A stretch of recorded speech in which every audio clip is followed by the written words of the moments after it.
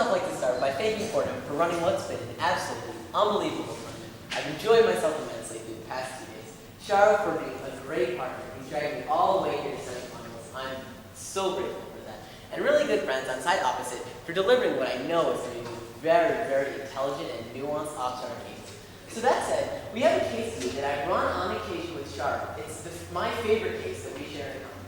And what we're going to do, Mr. Speaker, is time space you back to the Supreme Court in 2002, when the court was deciding a case in which a 17-year-old named Roper told his classmates that he was going to rape and kill his teacher. He did this and subsequently threw her body on the bridge. He was tried and convicted at the lower court level and sentenced to death. It got to the Supreme Court, and the United States Supreme Court, on appeal, overturned his conviction on the grounds that, under the 8th Amendment, no state could individually decide to execute anyone under 18 years of age. We're going to argue today that side government says this case was wrongly decided. Just one other thing is that this case, the Roper v. Simmons case, overturned a 1989 decision, Stanford v. Kentucky, that said that minors could be given the death penalty by the state. You guys have any questions? How old is this? 17. Do you have any questions? No, it's Cool. So the first thing that Shauro and I want to talk about, pretty generally speaking, is the idea of the role of the judiciary and what role that the judiciary should play in American politics. We would tell you that the judiciary shouldn't be the sort of moral arbiters of the American population, deciding from their own individual perspective what is and what is not bad. We would tell you that the judiciary's purview is strictly interpretive. They should be sort of the they should not be the moral expression of society. We would tell you because they're not the branch that's best suited to deal with those particular issues. We think that the moral expressions of society should come out through the legislative process, through individual legislators making the rules. We think that's the more appropriate role in order to suit the balance of power. We would tell you also that there's sort of a presumption against limiting the democratic will of individuals, of limiting the democratic will of the American populace. We would tell you when you place the power in the hands of 9 individuals who are unaccountable, who aren't democratically elected, we think that's a subversion of the popular will and needs to be justified to a very high standard. We would also tell you, no thank you, that there are 2 ways of decision making. And we would tell you the first one is sort of a stare decisis way of decision making, where you sort of defer to past and previous court precedents in order to attain some sort of legal consistency. The idea that people should always sort of know what the laws are. They shouldn't be fluctuating with the policy preferences of justices. And I think there's been a lot of evidence about why justices on the Supreme Court and courts in generally tend to inject their policy preferences into their decision-making process, especially in cases like this. When you look at death penalty cases historically, and you look at sort of Brennan and Marshall, whenever they would rule on a death penalty case, it would always be unconditionally against, because they just individually believed that the death penalty was something that should never ever exist on any grounds. But recognize, Mr. Speaker, that the majority of Americans don't feel that way. And we'll talk about why that's important later, sure. But you're saying that morality should play no part in the courts or in the government. But look, we have a government that cares about things like fairness and justice. Are those moral values? Sure. We say that the court's role is to use the Constitution to interpret decisions that are concordant with the principles of the Constitution, which we think enunciate fairness and justice and principles like that. They shouldn't use their own individual values of fairness and justice. Should those values be inconsistent with what the Constitution says?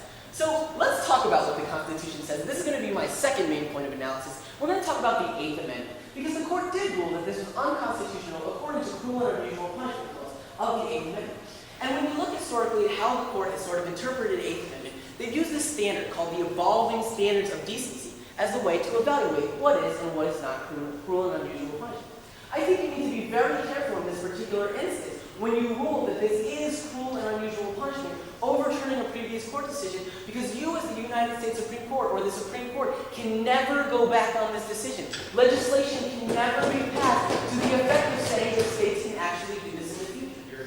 So we would tell you that the court is generally speaking retroactive in its dealings. That is, it looks to changes in the legislature in order to justify the fact that the standards of decency in America have actually changed since the founding of the Constitution. Take the case of Lawrence versus Texas, for example. The court ruled in this case that there wasn't evident evolving standards of decency in order to decriminalize homosexual sodomy, because 22 independent state legislatures had independently ruled to this effect. They could look at these legislatures' decisions and say, look, people, through legislation, through the appropriate avenues, are saying that our standards of decency have changed so much that we can justify a decision that's consistent with the evolving standards of decency, that this is actually cruel and unusual punishment, that anti-sodomy laws are actually violations of due process in that particular case. So the second thing I'm going to, under this point is this cruel and unusual punishment? And there are two ways to look at this. The first one is you look at the framer's intent, right? Was this cruel and unusual at the time of the founding of the Constitution? And we would say, pretty obviously, no. You had a lot more responsibilities than you do now during the founding of the Constitution. They had a lot more severe punishments for things at the time of the founding of the Constitution. When you were young, when you were 17, you had 14 farms, no thank you, and 3 kids, and you had a lot more responsibility than you had now. So the question is, have our standards of decency evolved from the founding of the Constitution to now in order to merit this change? And we would tell you absolutely not. The reason why this is the case is that 38 states have legislation expressly permitting their states to execute those individuals under 18 years old. So what we will tell you is that there is no grounds for the Supreme Court to rule in this particular case that American standards of decency have changed. The third thing we want to talk about is the idea of bright lines. And we think that you don't set the bar. We would tell you, first of all, that bright lines are a proxy for actual individuation. We use bright lines in particular cases, not because we like them, but because they're politically expedient. We don't think that you should set the bar at 18 because that's the best age that people, look at examples like John Bailey. Clearly, there are people who are cognitively capable of doing such heinous things. We will tell you that we use bright lines because they're politically expedient. For example, we set the voting age at 18 because we think it's absolutely impracticable to send out a referendum to every individual member of society to determine whether they're capable of doing things like that. That's an example of using it as a political expedient. But do we need to use bright lines in this case? Do we need to set the age at 18? And I don't think so. I think there are appropriate ways to gauge whether an individual is capable of committing crimes worthy of the death penalty, even if they're not 18 years old. First of all, there's always prosecutorial discretion. Individual prosecutors have the right to decide whether they want to try this individual as an adult. There's the introduction of mitigating and aggravating circumstances in each individual criminal case and criminal trial. Then there's the guilty or innocence verdict. Guilty has to be decided in 48 out of 50 states by a unanimous jury. There's the sentencing phase, and of course there's a number of level of appeals process that these individuals can go through. So if all of these checks are met, we don't think you need to use a bright line. We think the trial process serves as an adequate way to check against abuses of the death penalty to people who don't deserve it. The final thing we want to talk about is the difference between minors and non-minors. And I think it's just legally inconsistent to say that these people, whereas in other spheres we've given them rights, are incapable of doing these things. We say that minors can become financially emancipated at the age of 16 and operate as autonomous individuals in financial and responsible control of their lives, but they can't do things like engineer a murder and throw their teacher off a bridge.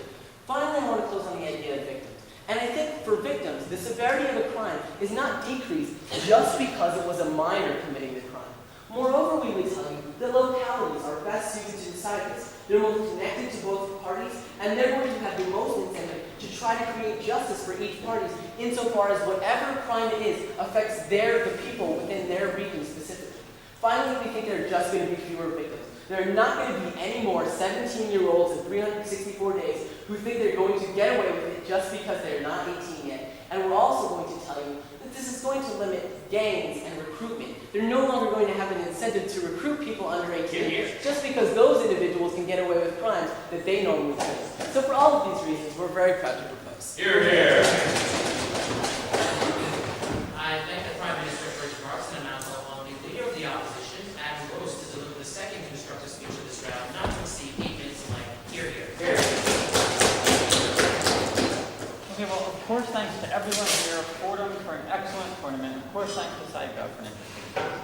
Now, the first thing I want to talk about is whether this punishment is cruel, right? Because I think they pretty well acknowledge that if it's cruel, it's, banned by the Constitution.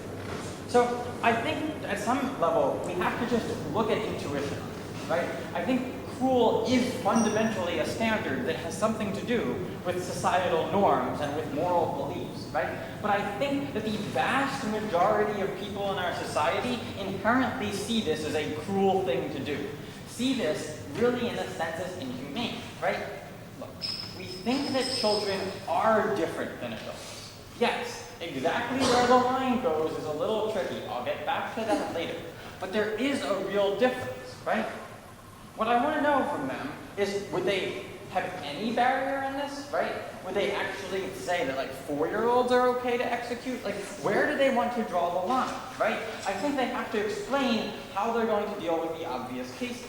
Children don't actually have the same kind of responsibility for what they do. They say, like, at 16 you can handle your finances, right? But look, we try you as a minor, right, in general, in court. We don't think you have the same responsibility for your actions. We think that in general, you don't get the same kind of treatment that adults do, and that you don't face the same kind of punishment. We recognize a fundamental principle that the rest of society is there to care for children, right? That they are owed something by society.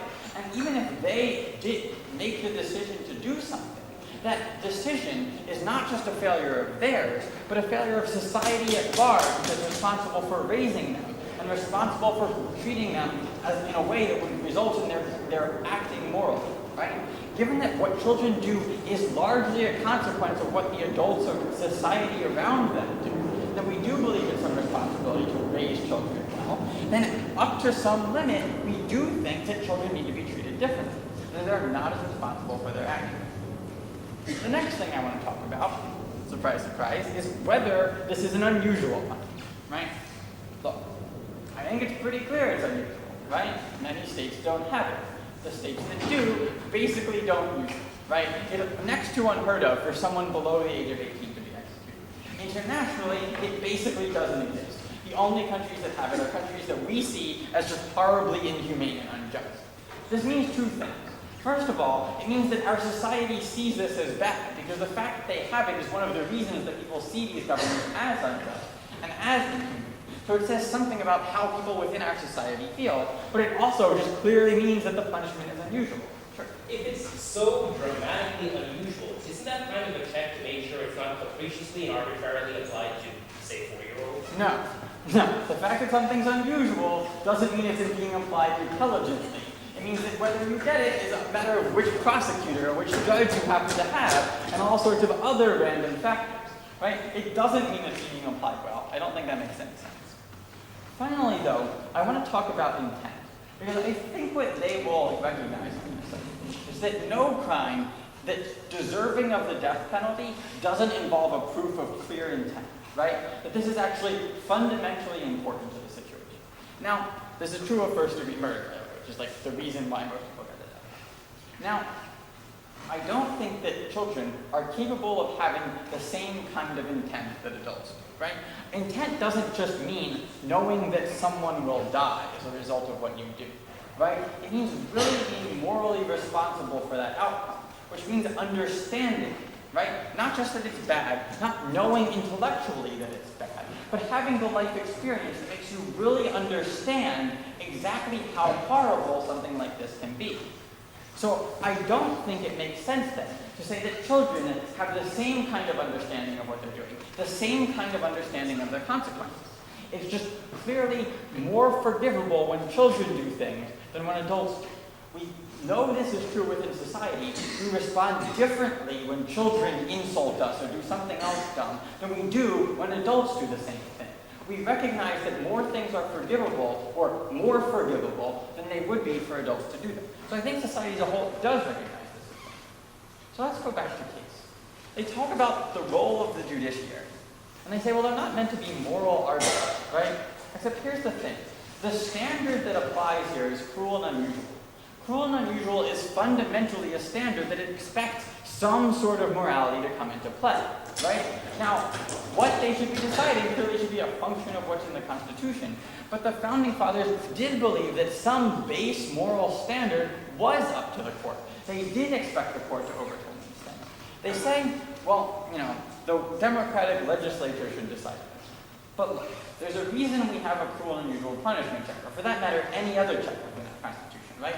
Is that we believe these are things that aren't up to the democratic process. That even if most people thought they were true, right, thought that this was a good law, it wouldn't be acceptable. That's the only reason we have any limits in legislation in our Constitution, and those arguments still obviously apply here. They worry about stare decisis, right? Except here's the thing, they've given us perfect responses to this in their case. They say, first of all, that the standard is evolving moral decency, right? Which is something that fundamentally changes over time.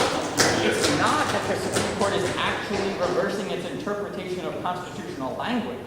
Their standard is still the same. Their standard just relies on something that changes with context. And as context changes, therefore the application of the standard also has to change. This won't come as a surprise to anyone. But beyond that, we don't think stare decisis is nearly as absolute as they said. Right? There's a substantial period of time here between the previous ruling and this one. Obviously, you change things. We got rid of the death penalty completely and brought it back. Right? We do things that undermine stare decisis all the time. We weigh stare decisis against how important the decision is. Right? When there's a decision that's clearly important, when there's clear legal basis, and you're not actually changing the fundamental interpretation of the Constitution, stare decisis doesn't hold the kind of weight that it might in other circumstances. Next, though, they talk about the Eighth Amendment. They say it depends on these evolving standards of decency. I don't really understand why this is a point for their side. They say that the decision cannot be reversed. I have absolutely no idea why this is true, right? What happened is they reversed a previous decision, right? Obviously, these decisions can be reversed. The death penalty ruling was reversed, for example, right? That's a pretty good precedent, right? If eliminating the death penalty entirely can be reversed, then I don't see why some interpretation of exactly where it applies can't be reversed, right? They say, well, you look to the legislature for these standards, right? And they cite Lawrence. But you don't only look to legislatures, right? You look to legislatures as one example. Recognize that many of these laws were passed a long time ago, aren't really being used now, and are just still technically on the books. These aren't necessarily good evidence. This isn't necessarily good evidence for what is a current moral standard, what's actually good in the situation, right? You use what's law in most states, true, but you also use how society sees things, how the public sees them, what the public reaction is to when this happens, right? The fact that there is such public outcry, for example, no thanks, is good reason to believe it's abhorred by a large number of people. You look at how the public responds to other countries that do it, that kind of thing. It's very clear, I think, that the public, in large part, sees this as immoral. Then they say, well, cruel and unusual, and they say the standards have, I think I've dealt with that. Then they talk about bright lines, right? And recognize here that they're just completely undermining what they say about the role of the judiciary, right? Because none of these arguments apply if you don't think the judiciary should be trying to make decisions that make for good policy.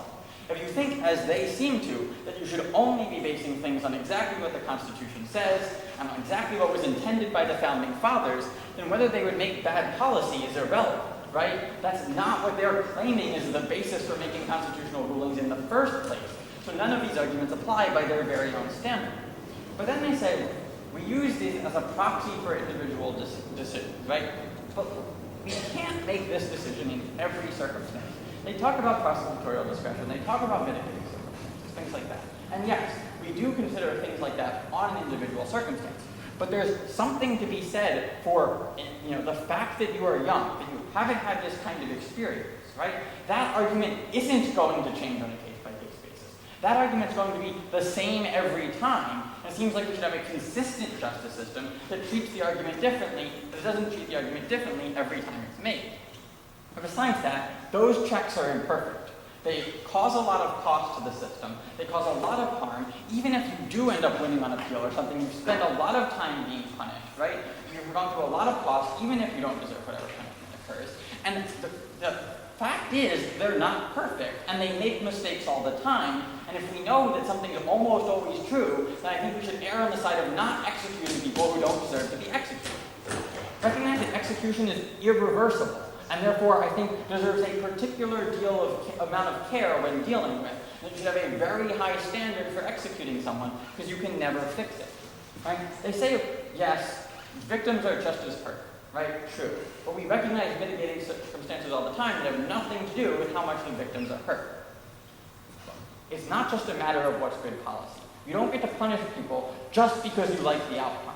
If they don't deserve the punishment you're giving them, it's wrong to give them that punishment. If the punishment violates the Constitution, it's wrong to give them the punishment, and that alone is enough reason not to do it, to give it. We don't have to deal with every practical concern they might have. We're very proud. I think the leader of the opposition first remarks, and now There ought to be no bottles in this room. It's really disrespectful to have anything shattering bottles. Please. I thank the leader of the opposition for his remarks, and I now call on the member of the government, Shauro Bagchi, to deliver a third constructive speech to the crowd, not to exceed 8 minutes in length.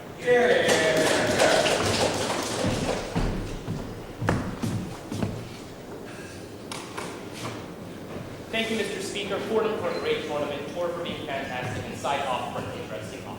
I'm going to go straight into their points of analysis, and the first thing they try to do is establish some rubric by which we can gauge whether an action is cruel or not. And what is this rubric that they suggest? The rubric that they suggest, the strong standard that they suggest on their side of the house, the infallible line that they suggest is intuition. There's a couple of problems with this notion of intuition regarding decisions made in our judiciary.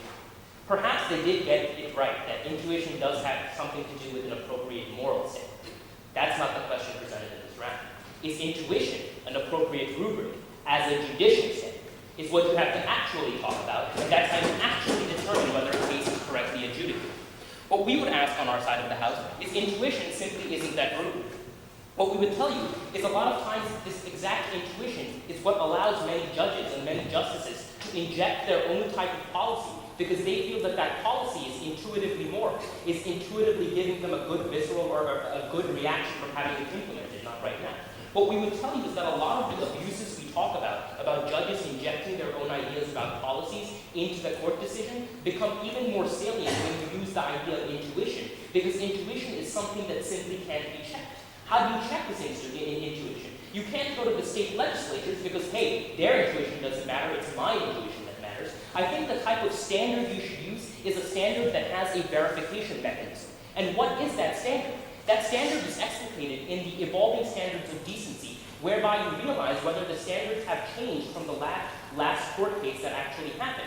The way you gauge this is not by some moral language that a judge uses, but the way you gauge this is by saying, have state legislatures evolved in a direction to illustrate that the community or the public is moving away from this kind of punishment? The answer is a resounding no, Mr. Speaker. And at that point, you realize that the moral intuition isn't as salient as the sort of rubric that we evaluate and that we use in our Constitution is whether the states have evolved this way, whether there is a public sentiment.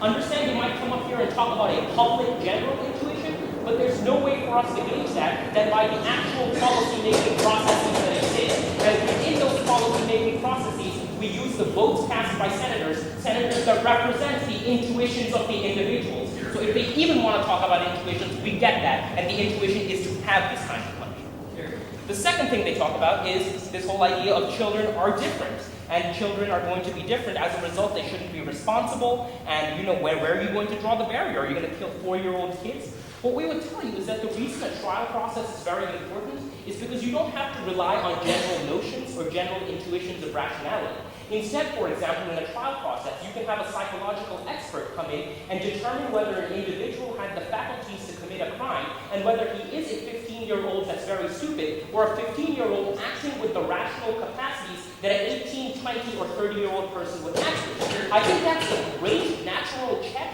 against convicting a 4-year-old because perhaps on their side of the house, there is a mutant 4-year-old. A mutant 4-year-old with a brain that is just absolutely out of control. He is engineering murders. He's killing babies. Other 4-year-olds that stole his toys.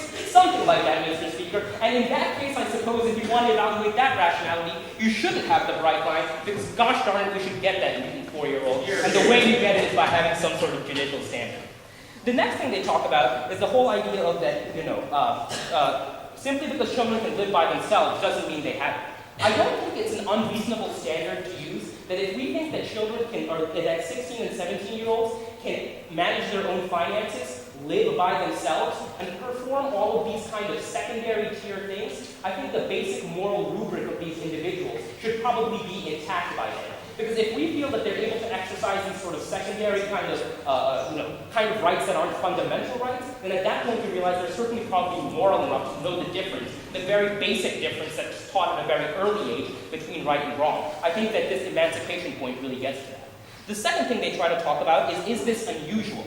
And the sort of answer they give to this is yes, it's unusual because it's rarely done. And because it's rarely done, it becomes absolutely unusual. No, Mr. Speaker, that's not the kind of standard we use to determine whether something is cruel and unusual. Rather, the standard we use to determine is whether when the Constitution was created, our framers would view this as something that is absolutely outside of the norm. You can couch it in that kind of context, and I'll get one of you in just a second. What we would tell you is that if you look at when the Constitution was created, this clearly isn't true, because more severe, more like visceral, punishments against visceral reactions existed. But then we look at whether it's cool, whether it's unusual now. And I think it's not unusual at the point that 38 states actually allow it to happen. That doesn't make it unusual. The fact that it's seldom used doesn't mean it's incorrectly applied. That means that the checks are actually working, and that we seldom decide to kill individuals is a good thing. They have to illustrate why that option ought not at all be available. One or two. The fact that it seldom exists doesn't prove that it's being incorrectly applied on its own, but it does definitionally prove that it's unusual.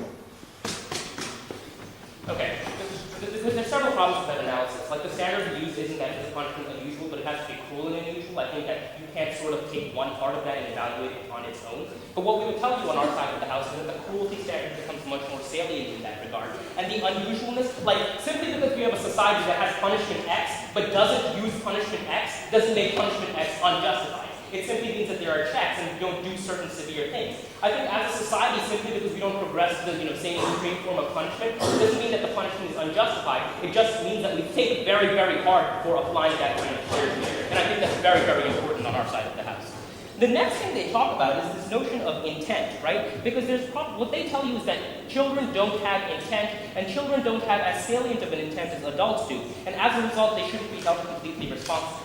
The first response I would give to this is you can sort of gauge this kind of intent by analyzing the fact pattern.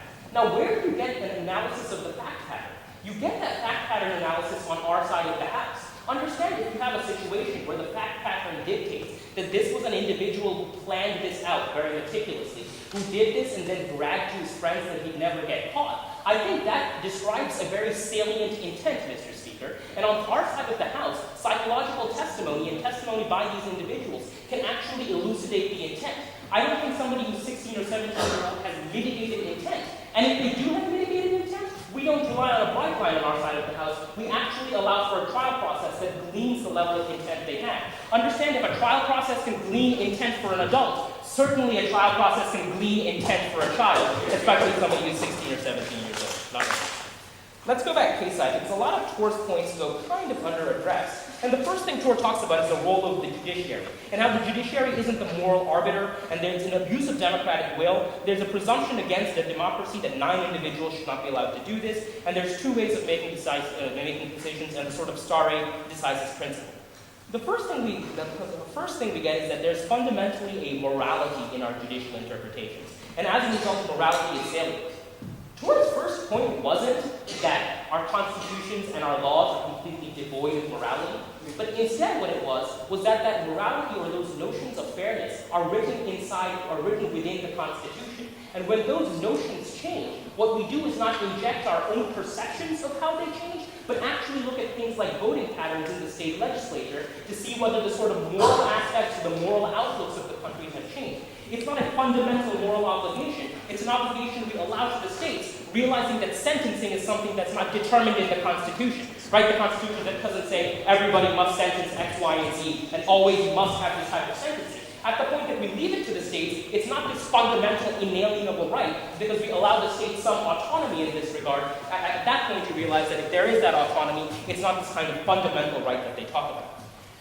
Also what they talk about is the whole idea of, that the context changes, right? And because the context changes, you can't look at it in this kind of way. We would see if the context changed, again, look at the state legislatures, at the point that they haven't had this kind of legislation, the context perhaps has changed in the minds of the judges or in the minds of MITA, but the context hasn't changed in the minds of the American people. And I don't think you should have that moral injection into policy. Tor also talks about the Eighth Amendment, the evolving standards of decency. It's not cruel and unusual in terms of framers' intent. It's not cruel and unusual in terms of the evolution. And the Supreme Court can't sort of usurp this power.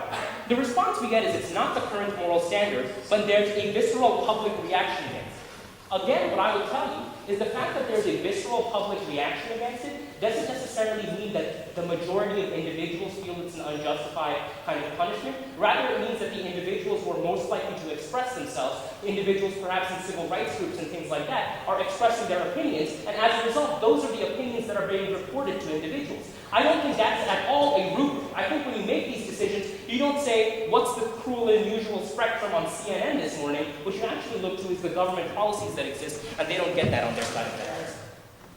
The next thing Tor talks about is right lines as a proxy for individuation. And Adam simply gives us the glib response that you can't use it in every circumstance. Why? When the death penalty is being applied, there's obviously going to be a trial.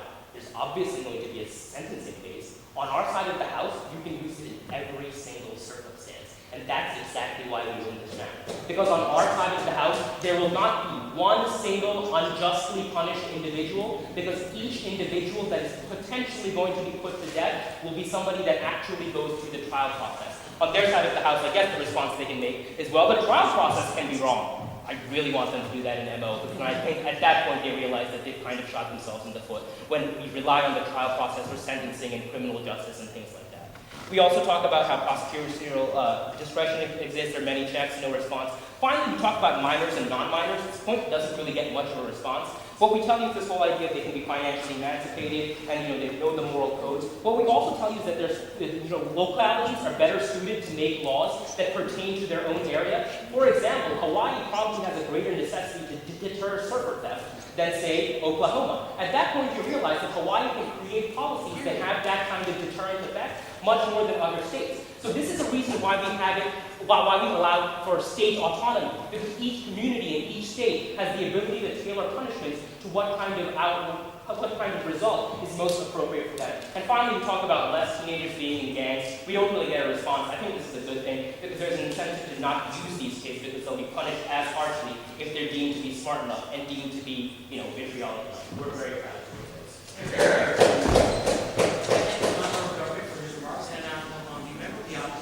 Michelle Zimmermann to deliver a constructive speech at the round not to exceed 8 minutes long.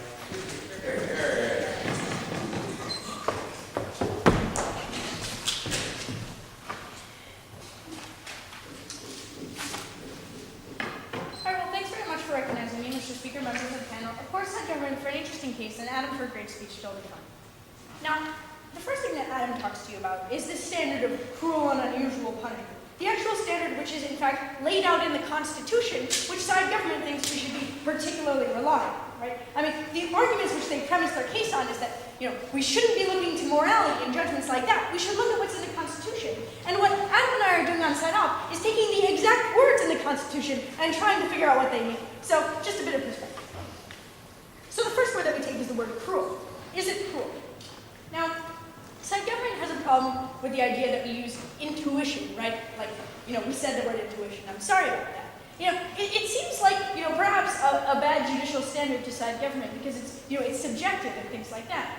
But if having intuition, if having our understanding of social morality is a bad standard, then perhaps we should amend the Constitution, right? Perhaps we should take the word cruel out of this amendment. Because in order to understand what is cruel, in order to make that determination in the Supreme Court, we need to think about morality in some way. We need the judges to be considering what the public opinion is on what exactly constitutes cruelty. Right? I'm sorry that this amounts to using intuition. Right? I guess that's unfortunate if you buy the standards that have been laid out here. But certainly, if you believe, as I think both sides of this House do, that you need to rely on what the Constitution says in order to make this determination, then certainly you need to appeal to intuition because it's our only way to make this determination.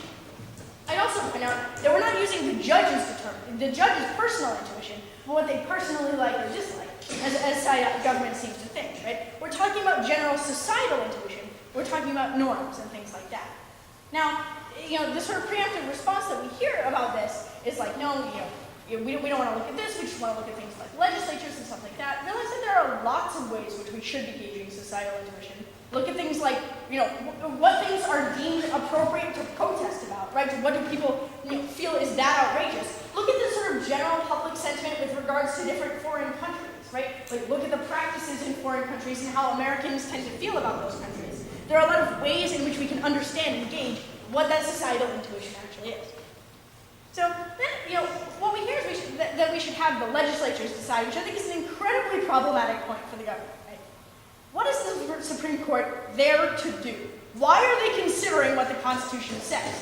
It's in order to figure out whether what the legislature has said is constitutional, right? So if their judge of what's constitutional is what the legislatures already did, they're never able to overturn anything, right? Because definitionally, everything that the legislatures did is perfect, right? This is absurd. Yeah. Okay, but they can't just say, this is unconstitutional because I don't like it. They have to actually justify their decisions to the public on precedential or constitutional grounds. So what is the standard that you support on your side of the House for these justices to actually justify it? Right, well, it's everything I've been talking about for the past 3 minutes. Like, I think that's a right? Okay, then they say we should make this decision on a case-by-case decision. What I think this means, first of all, is that if you have if you're poor and you can't afford a good defense attorney who in your particular case can argue why you personally did not have the capability to make that decision, then you're always going to be held responsible for all of your actions, even if you're 7 years old, right? Like the 7-year-old that found their parents' gun, right? Happens to be poor, whatever. I think this is pretty problematic. Right? They talk about mutant 4-year-olds, blah, blah, blah. That's fine. I mean, we'd prefer to design the Supreme Court for human beings. But look, okay, the second thing that Adam talked about is unusual, right? Because the standard is both cruel and unusual. So we hear two standards from Shauro. He says, well, first thing you have to do to tell whether something's unusual is to look at what was the case 225 years ago, which I think is pretty absurd, just sort of on face, right? That doesn't matter as far as unusualness today, and I'm not really sure why people are spending time talking about it. But then he says now, look, 28 states allowed. I'm not even sure that, he says 28, then he says 38. The number changed 5 times. I don't think that they necessarily know. I'm not even sure that number of states use the death penalty. So I think while old laws may be on the books that sort of make this thing technically legal, I think the clear status quo is that this sort of thing isn't used that frequently today. And I think actually it's very interesting. Side government themselves is okay with this. They think that it's good that in the court system today, in all of these cases where states have these laws on their books, that what's happening is this punishment isn't being used, right? If they think that that's the correct decision to come to in a case-by-case thing, then why don't we formalize it, make it the actual policy, right? Because what's important to realize is that the justice system is imperfect, right? The correct outcome isn't necessarily going to happen just because, it's been happening most of the time in the past. If you think that justice and morality and fairness require something to be the case by constitutional standards, then for goodness sakes, we should formalize it and make it actually true for sure in the future. Right? The third thing that Adam talks about is intent, right? And Shauro's understanding of this is look, if someone planned it out, then clearly they have intent, which isn't the point that Adam was making. He said, look, you might have planned to take a particular action, but that's not really all that we mean when we say intent. When we talk about an adult having intent to commit a crime, we mean that they understand the full ramifications of all their actions, and really what that means. That they understand the consequences. And if you have a real desire for the outcome, a real intent to create that outcome, it entails that sort of life experience, that understanding of what exactly is going to happen to these people as a result of your actions. We see that children have not developed that kind of understanding yet, right? The sort of real moral responsibility. And we say that adults basically have this moral responsibility for children, are still in the process of teaching them that moral responsibility. So I think when they just sort of claim that juries can tell, juries will figure it out. I think what's likely to happen is that juries will be as misguided about what intent means as side government is here, right? They're going to say that intent just means, planning out a particular action. It's a lot more than just planning out a particular action. It's having this complete understanding, which we say children just don't have. Excuse me. So going back to a second, the first thing they talk about is the role of the judiciary. Now, it's interesting because Torr spends a lot of time explicitly saying that judges should not worry about morality, and then Shauro tells us, no, it's okay if they worry about morality. So good, I'm glad we got that straight. Right? Now, he says, well, look, we should have our notions of fairness all written down, and we should take them all out of the Constitution when we make decisions about them. But look, what's in the Constitution? The word cruel. Okay? That's what we know from the Constitution. Now we have to figure out what cruel means, so we're going to have to think about it. Right? We're going to have to appeal to intuition. We're going to have to figure out what society tells us about cruel. Right? The Constitution explicitly doesn't state what cruel means, so that it can evolve with time, so that we can think about reality and make our decision based on, what that actually is. Like, they seem to be okay with the Eighth Amendment. Excuse me, it's all this chalk. So I think that ultimately, if we're looking at what's written, what we have to do is make this moral consideration. Again, they tell us we should look at legislatures in order to figure out what the evolving moral decency is. I think I've already shown you why this is a terrible idea if you want the judges to have any kind of check on the legislature whatsoever. But also realize that voters aren't voting for the legislature based on this, because this kind of thing comes up so rarely, right? This punishment just isn't used. It's not a voting issue, which means that you don't gauge public opinion based on what the legislatures are doing, because the public simply isn't thinking about it. Right? Then they talk about the Eighth Amendment. Right? Well, we hear this thing about only civil rights groups will be making their opinions heard. We shouldn't just look to CNN, which is great and everything. Realize that their alternative is to look at what the legislature is doing, right? Perhaps we shouldn't just turn on CNN. Perhaps we should do a little bit more research than that, right? Like, I think we can look at the population as a whole. We can look at protests. We can look at all kinds of things that are written in all sorts of parts of society. Like, I think clearly a better standard isn't just looking at the legislature, it's looking at the population in general. Not this. Right? Then we talk about the Eighth Amendment. Sure, Shauro doesn't really deal with this because by the time he gets to this point, he's already at 10 minutes and 15 seconds. Well, what Adam says on this is like, look, you don't want to look solely to legislatures. He deals, I think, extremely effectively with the bizarre point that Tor makes that you can't ever reverse a Supreme Court decision. Right? Like, I think when a standard is based on the evolving standards of society, it's really important that you're able to reverse decisions, and very obvious that that's possible. Okay. The next point that we talk about is bright lines. Right? They say you can't have any kind of bright line, you should do everything on a case-by-case decision. They say the trial process will solve. Right? I think this is silly, especially at the point at which they think that the right outcome in the trials, is always to make a case-by-case decision that children shouldn't be given this. Right? They tell you that that's good that this so rarely applied. Right? And we think that it should be, we think that if in an imperfect justice system, what we should do is make it some actually permanent decision. Adam points out something very important, right? That execution is irreversible. That if we think there's a correct decision about what should be done using execution, we should formalize it so that we don't ever make this mistake accidentally. I think that's really important to remember. Right? They close on freedom. They say, look, the severity of the crime is the same, no matter who the perpetrator, but we say we make our standards based on more than this. That we don't just consider the victims, we consider the actual ability and the actual state of the person who committed the crime. That, and we don't hear a response from this. I think we have a more realistic standard for how to enforce justice. While it might be great that they get lower recruitment in gangs, we simply don't think that it's the place of the judicial system to be deciding good policy. We want them to actually be looking at what's in the Constitution. We're the ones that actually give you a standard that involves the Constitution, and we're very proud of it.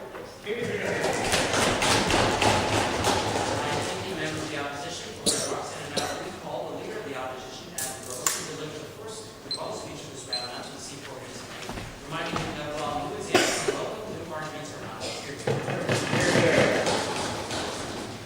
Well, thanks, of course, to everyone in the round. And to Fordham, everyone. I think it's been an excellent round. Now, I want to talk about, first, the cruel and unusual punishment standard. I really think this is what the round comes down to. So, let's talk about cruel. We say people think it's cruel, right? Like, this is true of society as a whole. The intuitions of people in general, not just of the judge, tell them that it's cruel to execute children.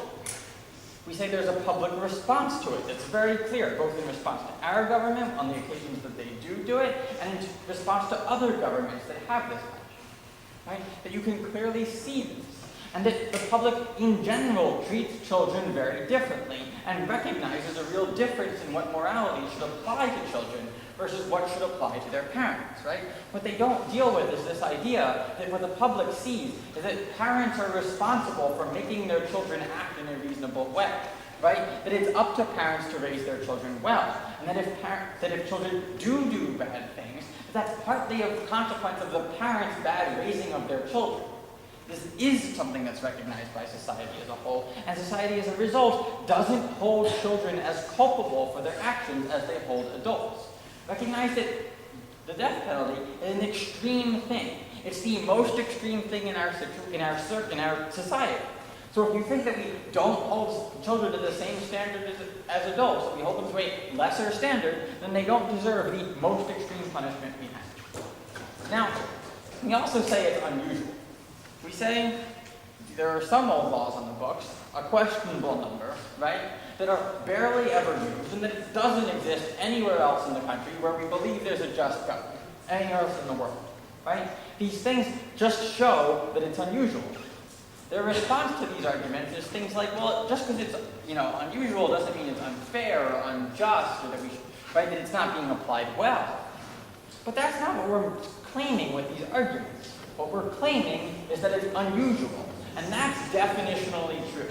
So it's clear that it actually meets the burden, right? It is cruel, it is unusual, which means it's banned by the Constitution. I think that's pretty clear, and I think at that point, the round is over and we've won. But there are some other arguments being made, so I want to talk about those briefly too. They say this will have bad practical consequences, right? That we should deal with it on an individual basis. That it's bad when courts have subjective standards, right? That allow for morality to come into play. But these are all arguments for changing the standard, for amending the Constitution, not arguments for how we should interpret the Constitution as it exists today. Look, cruel is a subjective term. It does depend on intuition. It does depend on what we believe is cruel to people. Yes, and yes, that changes over time. It's a little tricky to judge, but that's the standard. It's in the Constitution. The Founding Fathers didn't have an intention about every decision or every outcome. They had an intention about the standard that judges should be using. And what they said is they should use this standard. Whether things meet that particular standard is a decision that judges should make, and as a result, they should be considering whatever it is that comes into play. Maybe it's a bad standard, but that's not the issue in the round. Now, they say we can determine this on a case-by-case basis, right? In addition to this being an argument for changing the Constitution, rather than for why it doesn't meet the standard, it's also just untrue, right? We tell you, first of all, that these arguments about experience, right, about how you really feel about the outcome, whether you can really appreciate the harm that's done to its fullest extent, don't vary by the individual, right? That they aren't judged by the kinds of planning things that they talk about. So it's not true that the arguments vary. If they don't vary, why do we make every person argue them again for their own sake? What we tell you is that that just makes people with bad lawyers get punished more when they're making the same arguments. That's not how our justice system should be functioning. Well, we have a clear standard. Maybe they don't like it, but it's clear. And everyone agrees that when you hear about a 17-year-old being executed, you find that to be cruel. It bothers you. And I think that's enough to show it's cruel. It's obviously unusual, right? That's just factually true. And what that means is that we should have it still be banned by the Constitution, because that's the standard that we have. We're proud of it. I thank the Leader of the Opposition for his remarks, and now recall the Prime Minister to deliver the final royal speech of crowd, not to exceed 5 minutes in length, reminding him that all local caveats apply. Here, here. Thanks, everyone. I think it's been an interesting round. I have 3 points of justification. The first thing that I want to talk about is the difference between a 4-year-old, 14-year-old, and a 74-year-old. Because I don't want to let them pigeonhole us at the end of the round into saying that there are differences in the maturity and the responsibility levels of these 3 individuals in question. Certainly we acknowledge that on our side of the house. But I would ask you, and I don't think there's been effective argumentation to this effect, is there a threshold for a consciousness of criminal activity at the age of 18? And I think unconditionally the answer to this question has been no. So in light of that, what is the best way to gauge where an individual is cognizant of his ability to commit crime and be punished by the laws of his or her particular state? Is the best way, as they defend on their side of the house, setting the bar at 18 years old? The reason that we use bright lines, we told you in the PMC, Charles told you again in MG, makes this justification suspect. We use them because they're politically expedient. We use them in cases like voting because it would be impossible to determine whether each individual voter actually has the capacity to make an informed decision. So we just set the bright line at 18. But is this case any different from voting? And we've told you it is. We told you that the trial process is a very adequate and very sufficient determination of whether individuals are actually capable of doing these things. There are a bunch of checks that we've mentioned throughout the entire amount that allow for justice that's tailored to the individual people who are convicted of committing crimes in these particular cases. The only real response that we've gotten on this side of the house is that our position is just going to lead to a mass execution of 4-year-olds. So is this going to happen? Well, first of all, if you buy their intuition argument that most people feel like executing minors because they're kind of immature and irresponsible is viscerally a bad thing, then I think you're not going to have this wave of convictions, of wave of executions of 4-year-olds and 5-year-olds and people like that. Because jurors are going to say, it's against my moral intuition to execute these individuals. But more importantly, there are some cases in which individuals tread the line between being responsible and not being responsible, even if they're under the age of 18. We would tell you the best way to determine whether these individuals were capable of doing it is have part of the trial process, like an expert witness come, conduct a psychological evaluation, and say that this person actually was psychologically capable of committing the crime, even though he wasn't 18 years of age. If the 4-year-old in the courtroom is sitting next to his defense attorney and making motions to the jurors like this, then maybe he should be executed because there is clear evidence that he's actually psychologically capable of doing this. We don't think that situation would ever happen, but you get the idea. 17-year-olds can do this, 16-year-olds can do this, and we think our justice system protects against the abuses that they come with. So the second thing that we want to talk about is evolving standards of decency, right?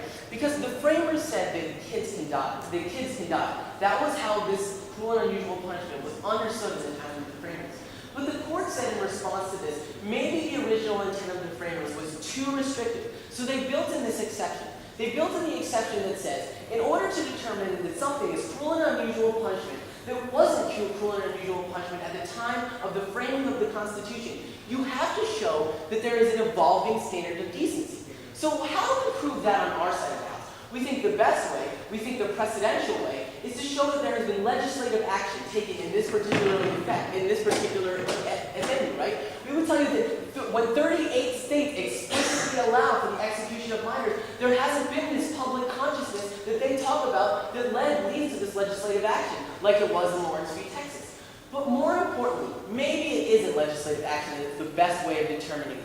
But on their side of the house, we have no elucidation as to the standard that you're going to use. Literally, at the end of the round, all they say is individual justices say, I think this is cruel, I think this is unusual, I think there are some people who don't like it, even though that's factually incorrect. There's a lot of people who don't like this, even though that's factually incorrect. And we don't think that's a standard that you can rely on at the end of the day, insofar as it's going to change with the makeup of the court. Finally, under this point, they talk about the principles of equality and fairness that you should apply. I think we've sufficiently defended that these are written into the Constitution, so interpreting and applying the law as it stands is the standard that fulfills it the best. The third main argument that I want to close on is the bounds of judicial power. Because on both sides of the house, we've agreed that what the court's role is to interpret constitutional provisions. How do they interpret the language of the Constitution, particularly the cruel and unusual punishment provision? Well, what they do is they create standards with which they guide their decision-making process. The standard in this particular case is the evolving standard of decency. The framers are important, and in order to deviate from what the framers actually intended, the court must have something to check the capriciousness of decisions like they're advocating on their side of the house. Individual decisions of individual justices who have very, very different and sometimes categorical oppositions to things like the death penalty. It's very risky, Mr. Speaker, Madam Speaker, at the end of the round, to say they can divert from these standards and subvert the democratic process of legislation without any sort of justification in the Constitution. Finally, we would tell you that they are subverting democracy. In 38 states, it says you can kill minors for whatever reason. We've said there are legitimate justifications for states to do this. One of the justifications for killing minors is to deter them from committing heinous crimes like killing their teachers and throwing them off bridges, or the localities are better interested in crimes that affect their community and they tailor justice to these individuals better. Whatever these reasons the states give, we think it's very legitimate, we think they have these rights, and we don't think the court has a right to subvert the popular will like they defend in their